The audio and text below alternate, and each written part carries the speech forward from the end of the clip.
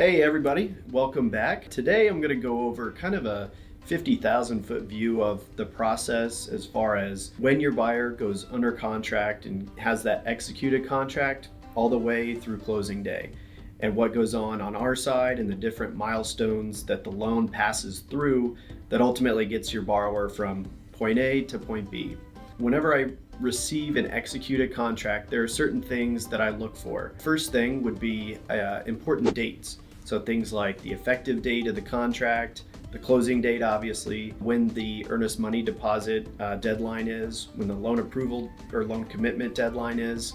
After I take a look at the important dates, then I go through the contract and look at different addendums. I also look for potential red flags. After that, once I've taken a look at the contract and reviewed everything and everything seems to be in place and signed and all the addendums are there, I immediately contact the borrower and go over the next steps of the process with them. I also reach out to the buyer's agent, listing agent, and let everybody know that, hey, I have received the executed contract. So from there, once the buyer signs the disclosures, that gives us the green light to move everything forward. Once the file is submitted to initial underwriting, typically we get the file back out of underwriting in a couple days, and it'll have a conditional approval. And typically around this time is when the appraisal comes back. So when the appraisal comes back, I let the borrower and the buyer's agent know. And usually from there is when we get the conditions from the borrower back, all the things that the underwriter had asked, and they issue a clear to close.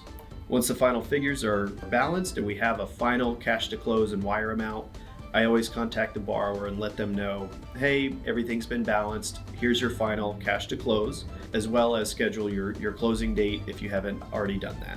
I know I gave like a very broad 50,000 foot view of the process in general, but I wanted to just kind of give you an idea of everything that goes into it from our end. Next week, I'm going to kind of go over keeping up with your past clients. And it's important because as you build your business builds off of your past clients who are going to sing your praises.